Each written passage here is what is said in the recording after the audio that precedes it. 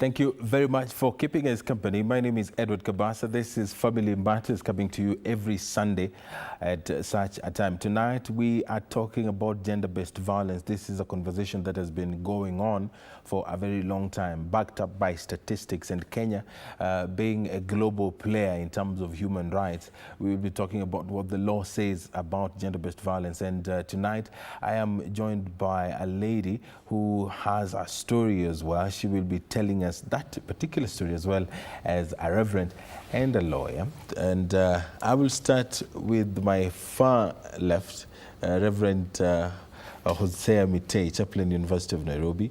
And the next one is Flora Mwikali. She runs the New Center International. It is a rescue center. And finally, our learned friend, I hope I'm allowed to use, yes, to use that. His name is Denning Okato, an advocate of the High Court. Thank you very much. Flora, you have a story. Mm-hmm. Just like every person has a story. Yeah, but yours is quite a story. Yeah. A few years back, I was working as a house girl in Donholm Estate here in Nairobi. And one morning, it was a Sunday morning, we had an agreement that I would go and see my father, who was living in Embakasi that time. And when I got to his place, he wasn't around. Yeah, just raise it, the okay. mic. Yeah. Okay. For some reason, he wasn't around, or he hadn't arrived by the time I arrived. So I had to wait for him. It was raining. And again, for some weird reason, nobody was around in the place where he lived. So I had to wait outside. I sheltered myself. And after about half an hour of my waiting, a friend of his, who was like a family friend, came also looking for him, and he found me being rained on. He asked me, "Why are you being rained on?" I said, "I came to see Dad and he's not in the house." He said, "Okay, so instead of waiting outside here, why don't you come and wait in my house?" I said, "No, I'm sure he's just about to come. Let me wait a bit." But the rain was heavy. So I tagged along. This was a family friend. He's someone I had made tea for with my dad. He's someone who I saw interact with my parents. So I tagged along. It wasn't very far. I went to his house, and when we got to the house, he started talking matter sex. I was, and I'm still a Christian, and I didn't want to engage myself in sexual affairs before marriage. And especially at this time, I felt I still needed to build my life. I hadn't gone to college yet. In fact, around this time, I was preparing to go to college. I hadn't gone to college yet. I was working as a house girl. And having a story before of being born before wedlock and going through enough stuff, I had promised myself that I didn't want a baby before I got married. And so, which is the best way to avoid babies before marriage? Avoid sex or sexual affairs. That time I was very thin and tiny. So trying to argue with him, he was strong. Sort of like you. He was strong. So he just threw me to his bed and held a penknife against my neck and tore my clothes. And like they say, the rest is history. When I got off the bed, I was weak. It was bloody all over his bed. I had wounds around my neck. And he accused me he used the F word. He was like, "I haven't done this in a very long time, and you just made me do it." I was hurt and confused at the same time. I was in shock. I put whichever piece of cloth that was still able to come back to my body and still went to church, because it was a Sunday, and the agreement with my dad was I was coming to see him in the morning, and then I would go to church for our second service.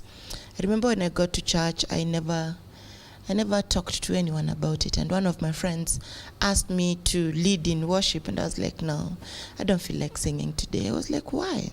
You come, lead us in singing." I was like, "No, today I don't feel like singing. Let someone else lead." I never told him why. I just said, "No, let's bring up other people. I've been leading, so let's bring up other people." But the truth was, I was in shock. I was confused. And like I've said, I was working as a house girl. So after our youth meeting, the service was already over. So this was a youth meeting that I was getting into. After our youth meeting, I went back to the house. I was working as a house girl. I couldn't open up to my boss. So I shared with no one. I shared with no one for the next almost 5 to 6 years.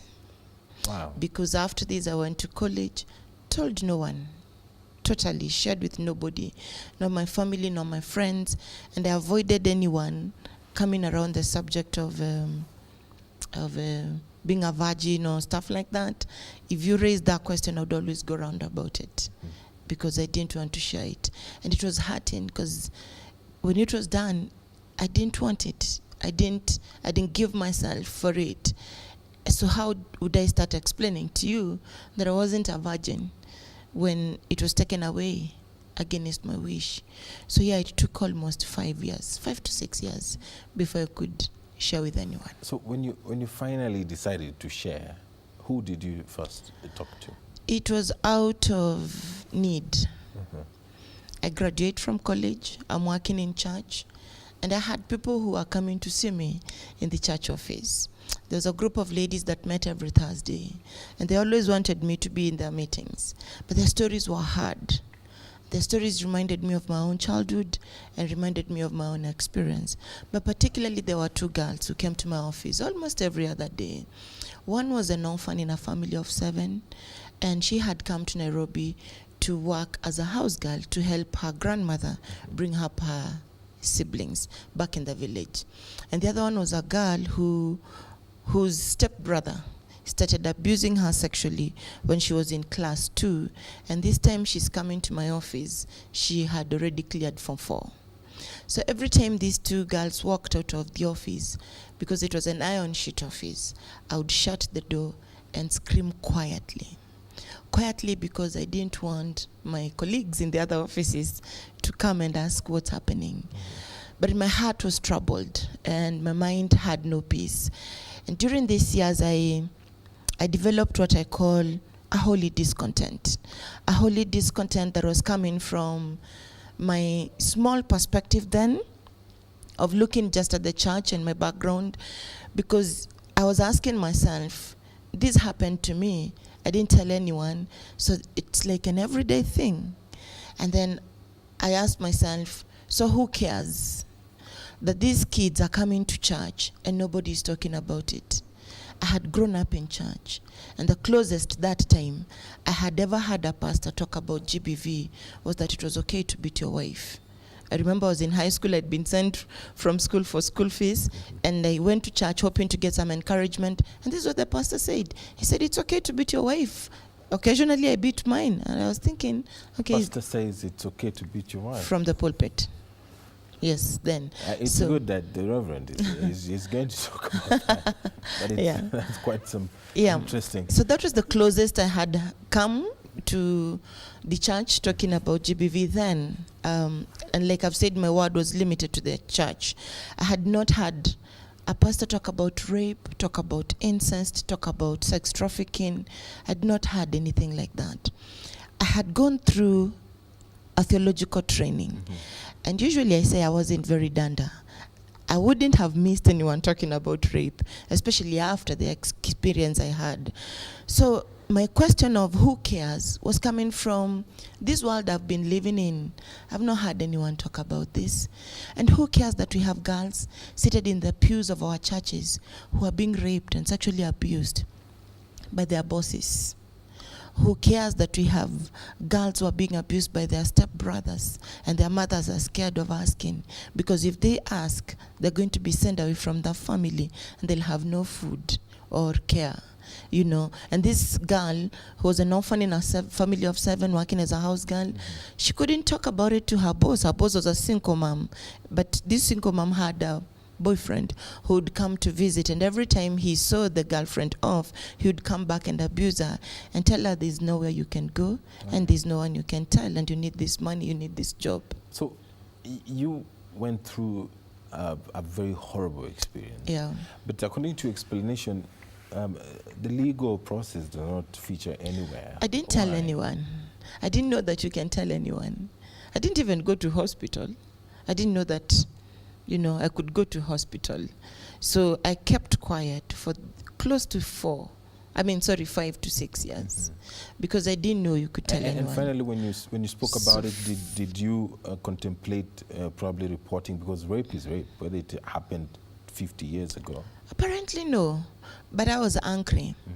And of course, many times I wished I had a gun. I would just go and blow, these guys' brain off, and make him pay for it.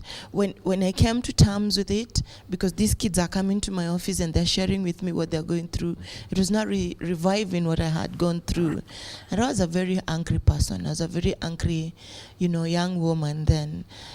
Of course, again, I didn't want to share with anyone, because there was no one whom I felt safe to share with, until after some time I went and saw a counselor.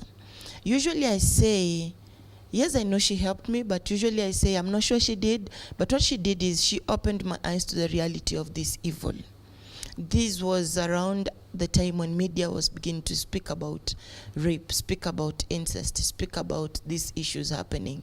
So she gave me stories of people who are going through this thing or ordeal, and 2 stories. One was of a young girl who was so innocent. She was being defiled by the father, but she was so innocent she didn't know what the father was doing.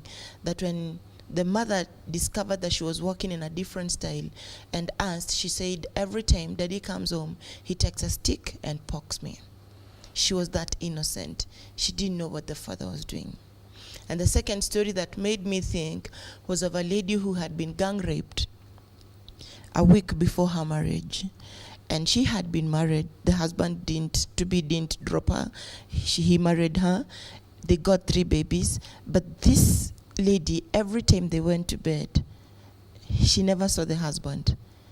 Every time he touched her, she relived her experience of rape the 1 week before her wedding. So this counselor gave me stories, but these 2 stuck in my mind. And I remember walking out of her office to town. I still wonder why I did, because I had transport. But I think I was just thinking about it, and the question kept on ringing in my mind. So who cares? Who needs to talk about this? Who cares about these kids and stuff like that? So I opened up finally to a counselor whom I say helped me see the reality and probably created more the desire to do something about it. We'll talk about that, but Reverend, a serious issue has been raised here. A man of the cloth advocating for domestic violence from an altar or a pulpit. Is this something that probably is happening in church today? Thank you, Edward. First, let me begin by saying Flora's story is a sad story and a sad reality that happens. Unfortunately, people are silent about it, but it's happening in the society. I will be careful with the usage of the man of the cloth, because people who have gone through a formal theological training and know the ethics of the profession will know what needs to be said and what needs not to be said. So that one, I don't know. I don't think that, everybody calls himself a pastor nowadays in the streets. Everyone, calls themselves a pastor. But a real pastor, real men of the cloth, have ethics that govern them and govern the profession, and also govern their relationship with God, which also ultimately affects how they interact with people. The biblical teaching on family is against gender-based violence. The Bible outrightly says no, to that. And anybody advocating for gender-based violence, even from the pulpit, then I think you should reconsider your church, at that point. But at the same time, from the story, we find that the person who propagated this is a friend to the dad, which is also another sad reality, that the society we live in is very sick. It's a sick society. And sick in the sense that the family values in our society are broken down. And the church, which is supposed to be and is supposed to be the light of the world that shines, It seems at some point we have, or the church has not given a lot of teachings with regard to challenges that are there in the family, and even the need to face the reality of gender-based violence and address in the pulpit. It's a reality that's happening. It should be dealt with in the church. The church should talk about it boldly. The church should provide avenues for people to share their experiences and even also seek help and direction with regard to this matter. Yeah. All right. Denning, is it that we lack a proper legal framework to deal with such, or is the law just silent because she was not aware that you can report a rape case? Well, I think, thank you very much, Edward, for inviting me. Now, the problem is this.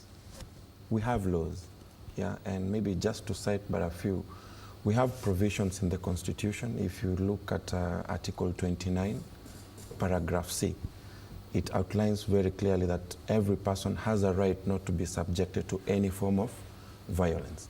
And the topic for discussion today is gender-based violence, which definitely is included among that. When you look at Article 53 of the Constitution now, when it comes to children, paragraph D of Article 53 states that every child shall not be subjected to any form of violence. But now you look at what the society is doing, and far from the Constitution, of course, we have the Sexual Offences Act, we have the Prohibition of Female Genital Mutilation Act, we have the Regulations on Sexual Offences Act, and of course, internationally, when you go, we also have a declaration that was made way back in 1993, which is called Declaration on Elimination of All Forms of Violence Against Women. But now the question that comes into play is this: what is society doing about these legal provisions that have been put in place? Definitely, the letter of the law is there, but the spirit is not being implemented by the subjects of the law.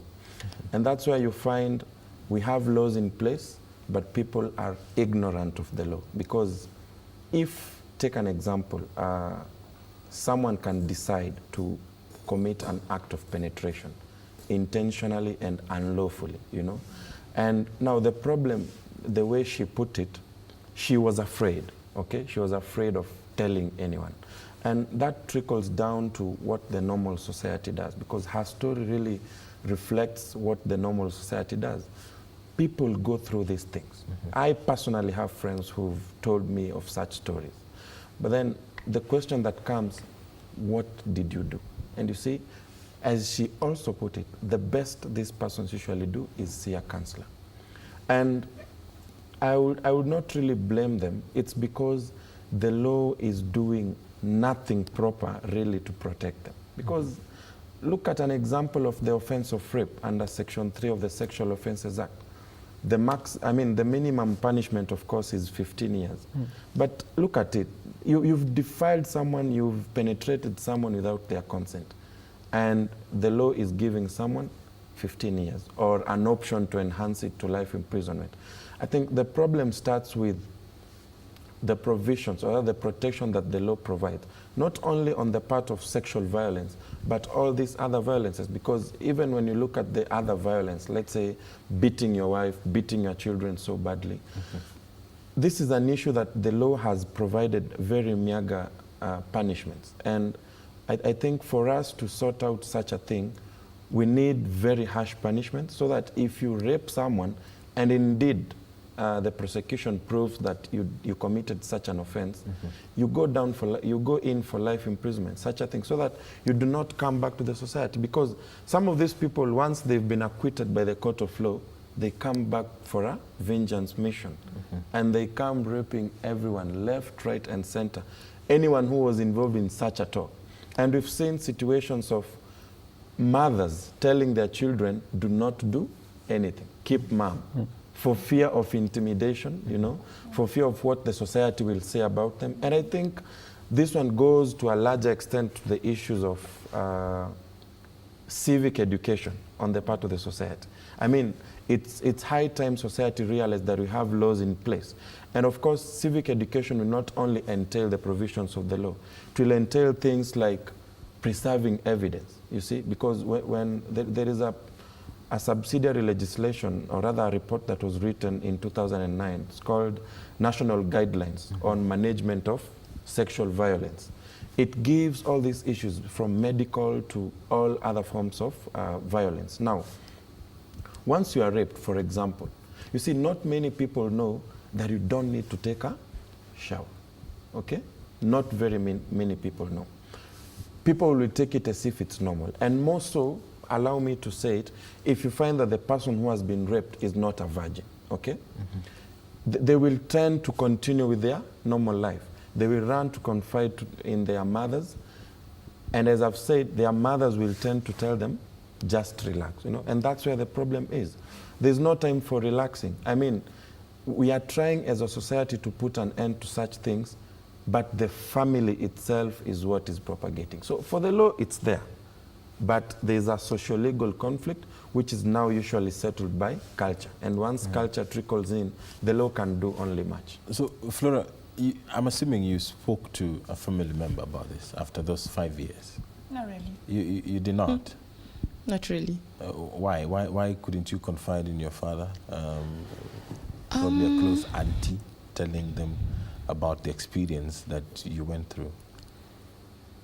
One important thing to say is that the family is a very important place.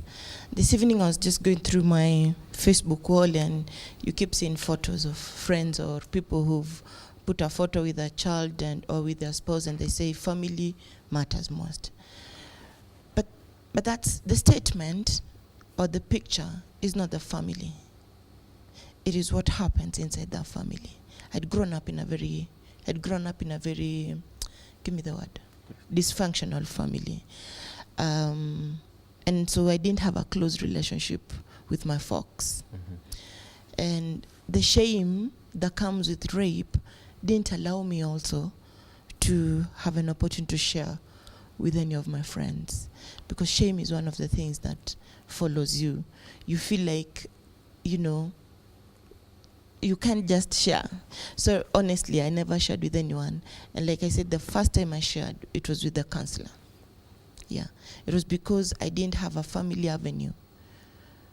Maybe that's what I thought. So your father kept his relationship with his friend who violated you. I took very long before I went back. And yes, there was 2 friends, yes. But I didn't tell him. I didn't have a relationship that I could share with my father. Robert, how often do you come across such? And how do you approach it? Thank you, Edward. It is unfortunate that one thing that Flora has mentioned is a dysfunctional family. The church should work very hard, and also it's our responsibility in the church to work so hard in teaching members of our congregation on the need to build their own families, develop their families, you know, keep their families together. Because when a family is dysfunctional, then a lot of problems come within, you know, children are affected, and even the family members themselves, the parents are affected. A lot of these issues are given also in the church. People come and share. Though unfortunately in some cases, there are many churches also that have started and are working very hard in embracing the diversity that we have in the church. We have members in our congregation who are professional counselors, and many churches are now opening opportunities for professional counselors who are members of the congregation to contribute in helping in family matters. Even the legal experts who are members of our congregation. All these should function together within the church setting, because we are all building a society, and the family is a basic unit of the society. When the family is sick, the society is sick, the church is sick, everywhere is sick. And I think it is our responsibility, and should be a responsibility of every church leader, to make use of the different professionals who are within their congregation to help in solving this matter, so that in case somebody comes and shares with me as a pastor about a rape case, I know how to deal with, and immediately I know whom to refer to. That so-and-so is a member of our congregation, he's an advocate of the High Court, he can offer legal dimensions that we can help combat this. And in doing so, as we open these avenues, then the members of the congregation, members of our churches will know that there is a place where I can go through and have my issues addressed. But the church over the years has been accused of being lenient to those, the clergy who have been found to have defiled young boys, for example. How is the church, looking to regain that trust with all this information, with all this news and reports coming from the places of worship? Thank you. The church has been accused in some cases of propagating such violences, but the church has also taken measures for those who are involved. They have been, subjected to the legal process. Some have been deflocked if they are members of the clergy. They have been deflocked, removed from their position of leadership in the church. Unfortunately, the other part of it is that sometimes you deflock somebody from a church and he goes and begins his own church and registers, he becomes a bishop, you can do nothing about, So I think also that aspect is still lacking, that I think we need to take a radical measure as a country, that when somebody is accused of gender-based violence, put it in a newspaper, make that this one is a propagator of gender-based violence. He is registered from our church congregation, and any other ministry that he wants to register in the name of a church should not just be given that go-ahead. Is it just about the registering someone, or the law needs to take its course? Well, let's say in regards to registration of religious leaders, there's a law in place, of course, and recently there's a moratorium that was given by the Attorney General recently in regards to registration of churches. You've seen recently in Rwanda, the Honorable, His Excellency Kagame ordered that for you to be a pastor or a religious leader in that country, you must have taken a course in theology. I mean, these are some of the radical measures that our Reverend is talking about. And when it comes to the law, of course, for me, from where I sit, I think there needs to be a specific law in place in regards to regulation of churches. But the only problem is this. Religion and religious leaders play a very integral part in our politics. Yeah? And you'll find that whenever politicians gang up against such people, religious leaders have boardroom meetings and they decide to also come up with their own intimidations. And so it becomes a war. So I think it's a lack of goodwill from both sides, because parliamentarians can be okay in passing a law. I mean, actually, it's the same religious leaders who will present a bill in parliament, one they have drafted, that they feel this one caters for all these problems. But now you'll find that after it has started the procedures, other persons will come. And you see religion in this country is divided. We have the Catholics, we have the Anglicans, we have the evangelical churches, Pentecostal. So no one understands each other. And that's where the problem comes in. There is no unity of purpose per se. And that's why you find there are pastors who engage in such things. Recently you saw a report from the Vatican whereby a priest admits to have sexually violated thousands of young children. I mean, where is the church going? If our only hope whereby such people can run to is the one that has turned to eat their people, there's a problem. So you find, in regards to gender-based violence, there is a problem in the law, of course. As I told you, weak punishments, of course. At times you find that the case is not tenable for lack of evidence. You go to court, yes, there's a prosecutor is there, but then there is no evidence. People do not want to come as witnesses in court. Of course, that case will go down. So we have legal problems.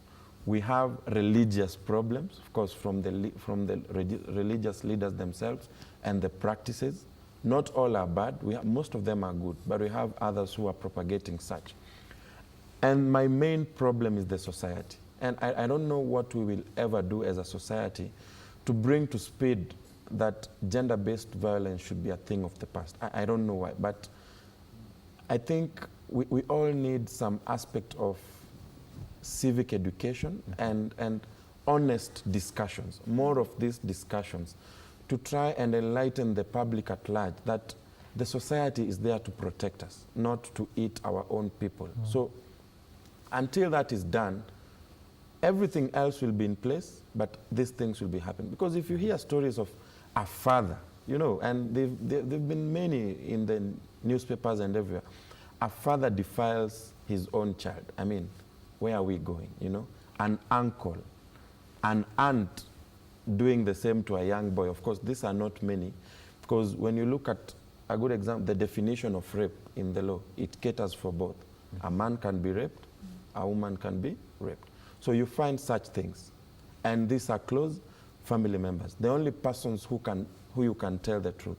But if they are the ones now who've decided to come against you, then it will be a challenge to try to put an end to this. But I always say, we always have hope at the end of the tunnel. At least there's a ray of hope. Yes. If we can have such discussions, yeah, on mainstream media, I think that's the first step towards finding a lasting solution to this. All right, and you know, it leads to creating safe spaces for children, both at home and away from home. Flora, you run a rescue center. Yep. Tell us more about it. Well, my question of who cares led to the New Center International.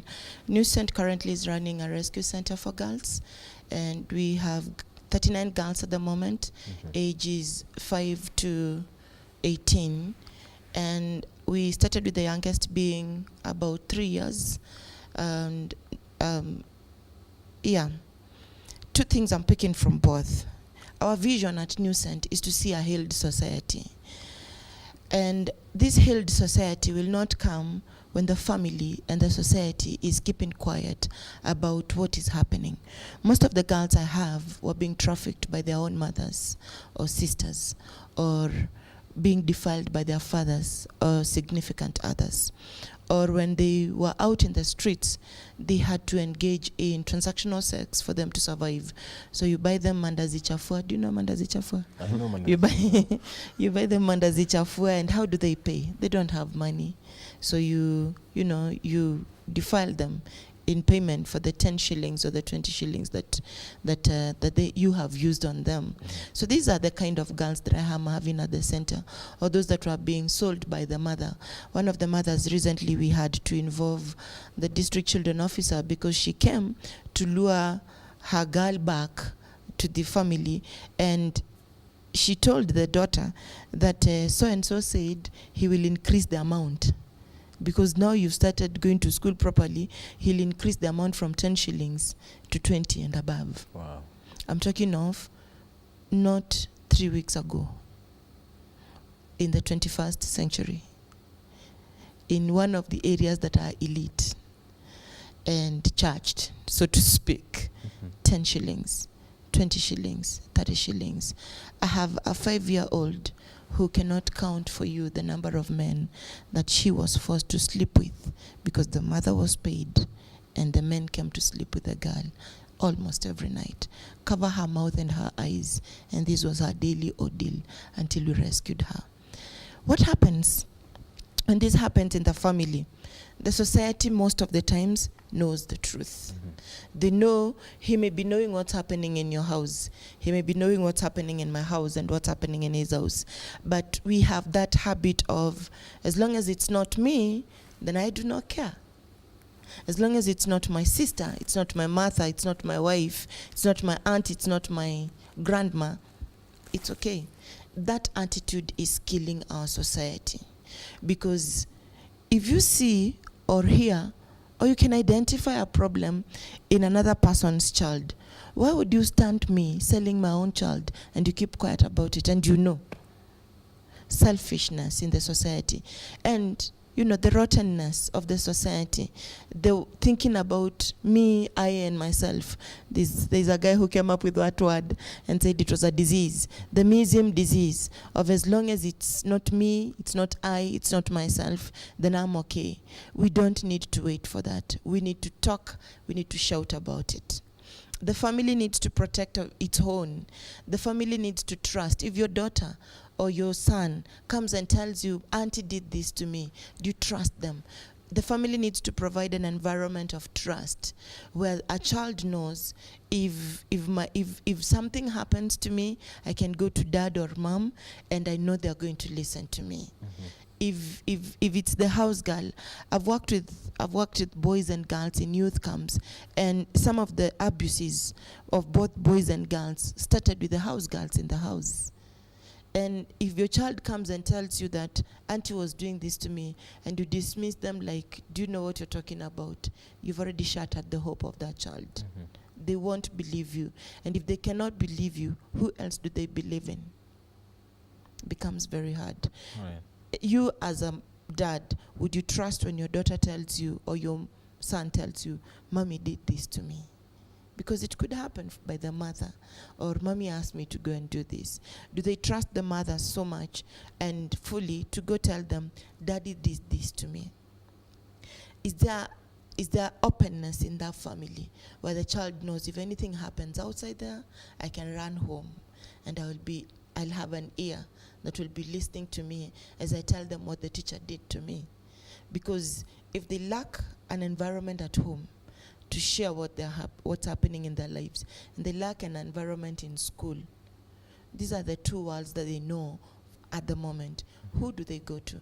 They go to church, they find a pastor who may not listen to them. We pray they find one who listens and seeks to help, even if not directly.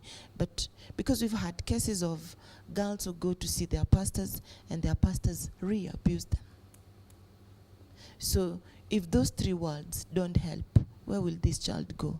Ultimately, they'll turn into drugs, alcoholism, or prostitution, because they can't live with what they went through. So environment of trust and openness in that family, love. If I know that I have shared my story with you, will you still love me? If I know I'm going to lose that little love that probably would have been there, I'll not share. I'll not talk about it, because I'm still human. I still want to feel accepted. And that brings me to the next point, acceptance. Mm-hmm. Whatever happens, if this child knows I can go home and I'll still be accepted, we'll have a healthy society. But when we hold the kangaroo courts and ignore the rules, because again, like he says, we have very good laws. Look at that Sexual Act 2010, very powerful tool. But how many cases get to the end? Most of the families will say, you cannot talk about it. You cannot put our name to shame. You can't talk about your dad. And then the community calls you, and your mom is given 300 shillings or 5,000 shillings or 10,000 shillings, depending. And the assistant chief has been given 300 or 500, and the chief has been given a certain amount. What are you making this child to be? Reverend, yeah. I know that there are a lot of programs which are running in church to at least inculcate morals and ensure that children grow up knowing God very well. But how do you ensure that such programs are not infiltrated by evil? Because we have social media, and some of these habits are picked up in social media. So how does the church ensure that that purity that existed before is still, used as a guiding factor when it comes to raising the young ones in a godly manner? Thank you, Edward. There are programs that the church has put in place with regard to educating the members on matters family. Mm-hmm. And as I mentioned earlier, there has been a lot of interaction between the church leaders and other professionals in other fields in addressing issues of families.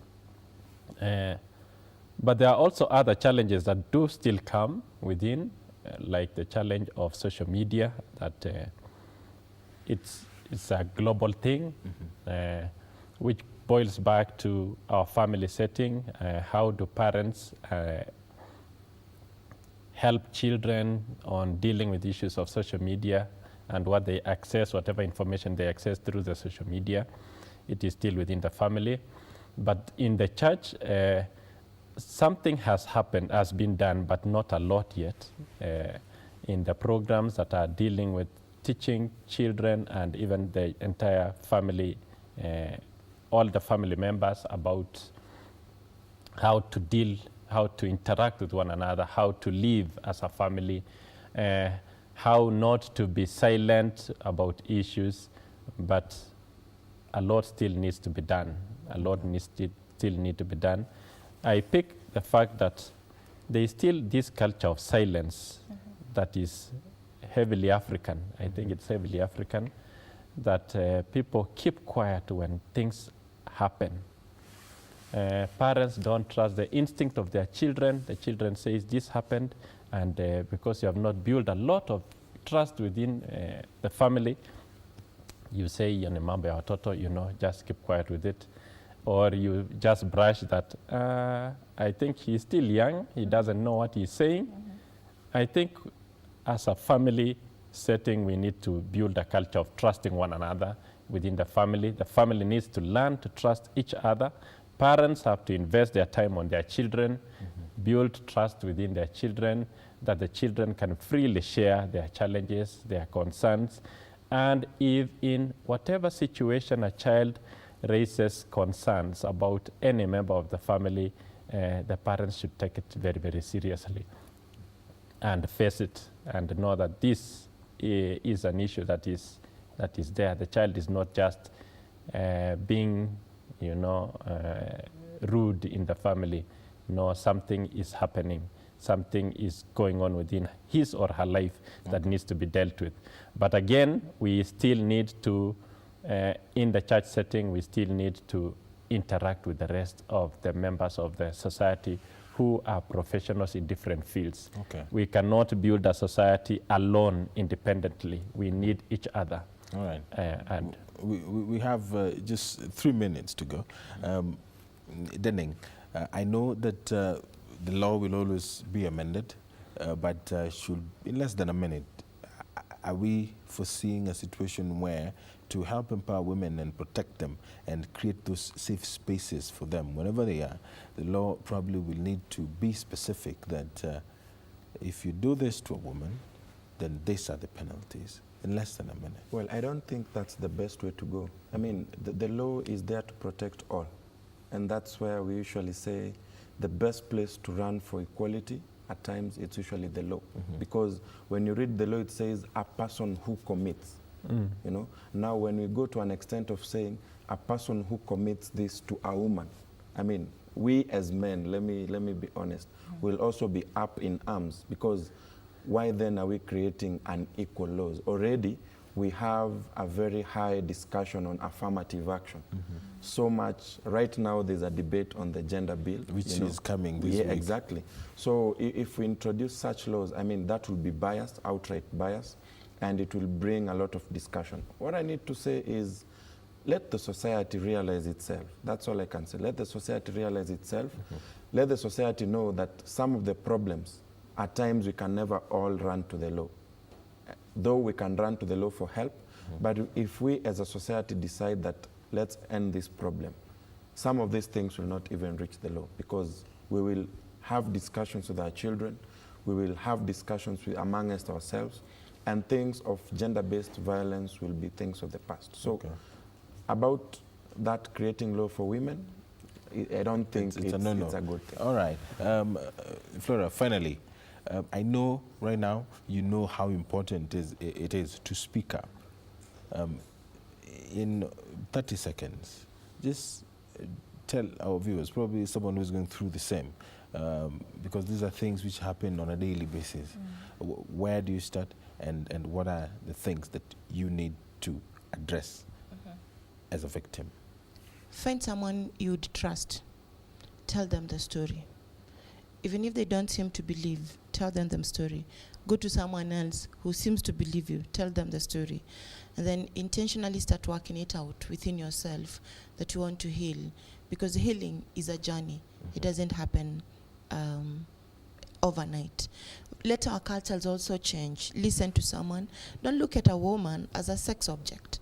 Look at a woman as a human being. And let those cultures of looking at a woman as worth a goat, worth 300 shillings, let them change from our mentalities. Men, be men. Real men don't rape, and they don't defile children. That's powerful. Any last word for us, probably from the Bible? Thank you. We go back to the family. Our responsibility as parents, let us be parents to our children.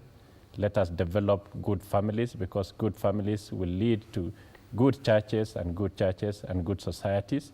Let us invest our time in developing our families. There is no auto-parenting. Be a parent to your family.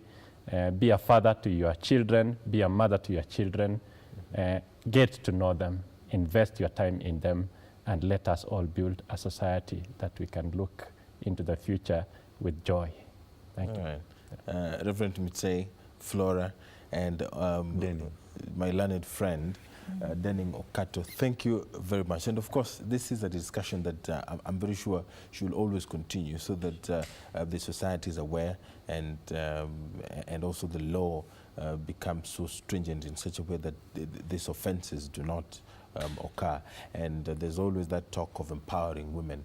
Like this week, the Constitutional Amendment Bill will be coming before the House with the female legislators talking to their male counterparts too. But some of the male counterparts swore that it wasn't going to pass, so you wonder why the fight, why the... But we will see. Probably 24 hours is a very long time in politics, so we will see. But thank you very much. Thank you. Thank you. And that does it for us for Family Matters this week. And till next week, my name is Edward Kabasa. Thank you very much for watching.